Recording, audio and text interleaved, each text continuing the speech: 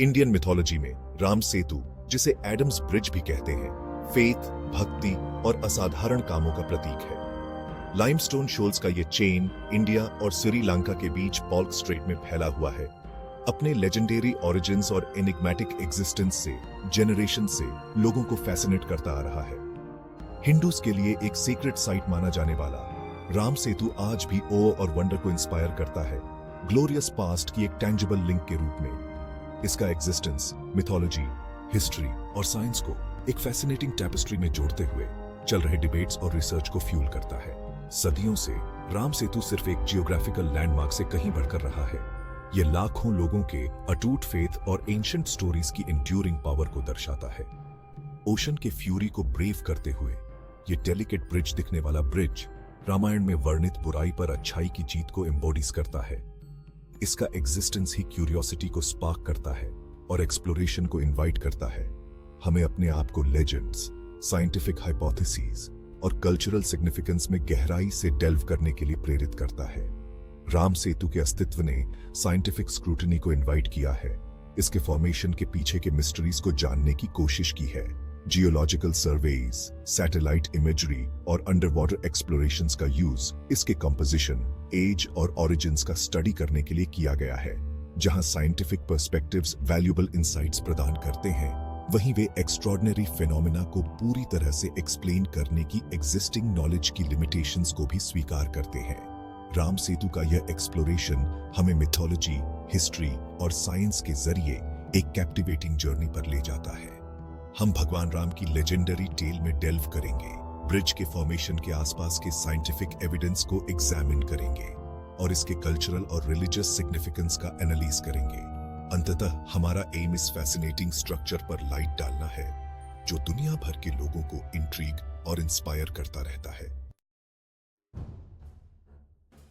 राम सेतु की कहानी रामायण से जुड़ी हुई है, जो हिंदुइज्म के सबसे रिवेयर्ड स्क्रिप्चर्स में से एक है। सेज वाल्मीकि द्वारा रचित रामायण भगवान राम के जीवन और एडवेंचर का वर्णन है, जो अयोध्या के राजकुमार थे। इस महाकाव्य के केंद्र में लंका के राक्षस राजा रावण द्वारा राम की प्यारी पत्नी सीता का अपहरण है। सीता को बचाने के लिए डिटरमिन्ड राम एक पेरिलस यात्रा पर निकलते हैं, एलाइज को इकट्ठा करते हैं और रास्ते में फॉर्मिडेबल ऑब्स्टिकल्स का सामना करते हैं। राम सेतु का निर्माण सीता को बचाने की तलाश में राम के लिए एक पिवटल मोमेंट है। इंडिया को लंका से अलग करने वाले विशाल समुद्र को पार करने के कठिन काम का सामना करते हुए राम समुद्र देवता वरुण से मदद मांगते हैं। जब वरुण राम को ब्रिज बनाने की सलाह देते हैं, तो बहादुर वानर योद्धा हनुमान अपनी समर्पित मंकीज की सेना के साथ इस मॉन्यूमेंटल टास्क को पूरा करते हैं। डिवाइन आर्किटेक्ट विश्वकर्मा के निर्देशों का पालन करते हुए वे विशाल चट्टानों को इकट्ठा करते हैं और राम का नाम जप करते हुए उन्हें समुद्र में फेंक देते हैं। चमत्कारिक रूप से चट्टानें ग्रेविटी को डिफाई करते हुए पानी पर तैरती हैं और धीरे धीरे समुद्र के पार एक कंटिन्यूअस पाथवे बनाती है।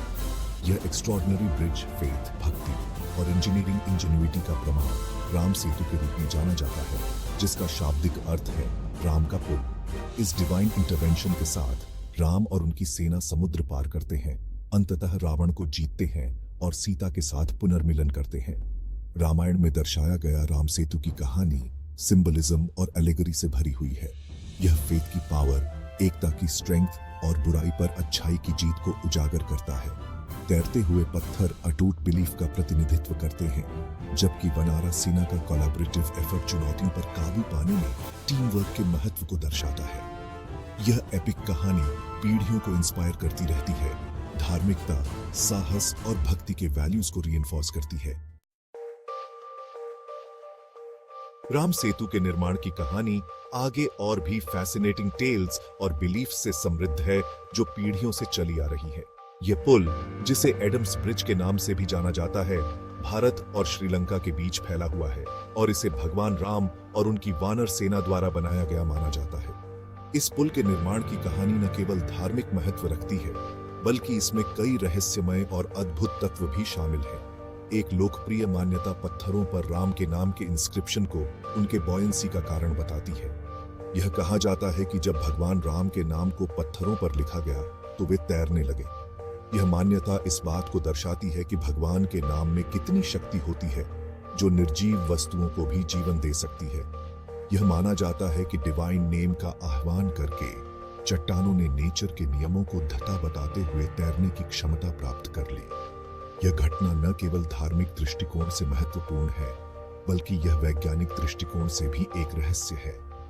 वैज्ञानिकों ने इस घटना की जांच की है और इसके पीछे के कारणों को समझने की कोशिश की है, लेकिन अभी तक कोई ठोस निष्कर्ष नहीं निकला है। यह बिलीफ, फेथ और भक्ति की पावर को दर्शाती है। यह बताती है कि डिवाइन ग्रेस से ओतप्रोत होने पर निर्जीव वस्तुएं भी अपनी लिमिटेशंस को पार कर सकती हैं। यह कहानी हमें यह सिखाती है कि जब हम भगवान में विश्वास करते हैं और उनकी भक्ति करते हैं, तो हम असंभव को भी संभव बना सकते हैं। राम सेतु से जुड़ा एक और इंट्रीगिंग पहलू आसपास के पानी में फ्लोटिंग स्टोन्स की प्रेजेंस है। ये पत्थर न केवल धार्मिक दृष्टिकोण से महत्वपूर्ण है, बल्कि ये वैज्ञानिक दृष्टिकोण से भी एक रहस्य है। वैज्ञानिकों ने इन पत्थरों की जांच की है और पाया है कि इनमें कुछ विशेष गुण होते हैं जो उन्हें तैरने में मदद करते हैं। स्थानीय लोगों का कहना है कि इन पत्थरों में ऑर्डिनरी रॉक्स के विपरीत एक अनोखा बॉयंसी है, जो ग्रेविटी को धता बताता है। यह बॉयंसी पत्थरों के पोरस नेचर के कारण हो सकती है, जो उन्हें हल्का और तैरने योग्य बनाती है। लेकिन भक्तों का मानना है कि यह भगवान राम की कृपा का परिणाम है, जबकि साइंटिफिक एक्सप्लेनेशंस इस घटना का कारण इस क्षेत्र में पाए जाने वाले कुछ कोरल स्टोन्स के पोरस नेचर को बताते हैं। भक्तों के बीच उनके डिवाइन ओरिजिन में बिलीफ बनी रहती है। वैज्ञानिक दृष्टिकोण से यह संभव है कि इन पत्थरों में छोटे छोटे छिद्र होते हैं जो उन्हें तैरने में मदद करते हैं, लेकिन धार्मिक दृष्टिकोण से यह भगवान की कृपा का परिणाम है। माना जाता है कि इन फ्लोटिंग स्टोन्स को सीक्रेट रेलिक्स के रूप में रखा जाता है, जिनमें प्रोटेक्टिव और शुभ गुण होते हैं। ये पत्थर न केवल धार्मिक दृष्टिकोण से महत्वपूर्ण है, बल्कि ये लोगों के लिए एक प्रेरणा स्रोत भी है। वे हमें यह सिखाते हैं कि जब हम भगवान में विश्वास करते हैं, तो हम किसी भी कठिनाई का सामना कर सकते हैं। इन अनयूजुअल स्टोन्स की मौजूदगी, चाहे वैज्ञानिक रूप से एक्सप्लेन किया जाए या लेजेंड में श्राउडेड, राम सेतु के चारों ओर रहस्य को और बढ़ा देती है। ये पत्थर न केवल धार्मिक दृष्टिकोण से महत्वपूर्ण है, बल्कि ये वैज्ञानिक दृष्टिकोण से भी एक रहस्य है। वैज्ञानिकों ने इन पत्थरों की जांच की है और पाया है कि इनमें कुछ विशेष गुण होते हैं जो उन्हें तैरने में मदद करते हैं। वे इसके निर्माण से जुड़ी एक्स्ट्रॉर्डिनरी इवेंट्स की टैंजिबल रिमाइंडर्स के रूप में काम करते हैं।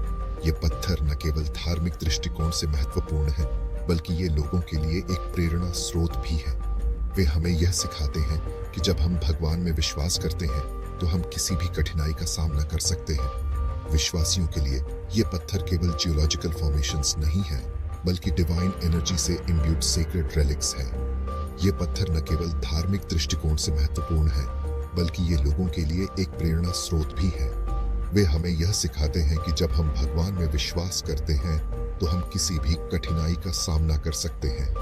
वे भगवान राम की एंड्यूरिंग लेगेसी और एडवर्सिटी पर फेथ की जीत का प्रतिनिधित्व करते हैं। ये पत्थर न केवल धार्मिक दृष्टिकोण से महत्वपूर्ण है, बल्कि ये लोगों के लिए एक प्रेरणा स्रोत भी है। वे हमें यह सिखाते हैं कि जब हम भगवान में विश्वास करते हैं, तो हम किसी भी कठिनाई का सामना कर सकते हैं।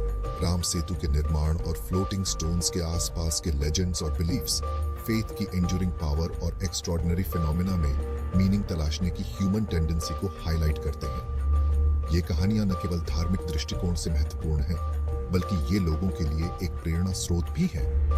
वे हमें यह सिखाती हैं कि जब हम भगवान में विश्वास करते हैं, तो हम किसी भी कठिनाई का सामना कर सकते हैं। चाहे डिवाइन इंटरवेंशन के रूप में देखा जाए या नेचुरल ऑकरेंसेस के रूप में, ये कहानियां इमेजिनेशन को कैप्टिवेट करना जारी रखती हैं, मिथ और रियलिटी के बीच की रेखाओं को धुंधला करती हैं। ये कहानियां न केवल धार्मिक दृष्टिकोण से महत्वपूर्ण हैं, बल्कि ये लोगों के लिए एक प्रेरणा स्रोत भी है। वे हमें यह सिखाती हैं कि जब हम भगवान में विश्वास करते हैं, तो हम किसी भी कठिनाई का सामना कर सकते हैं।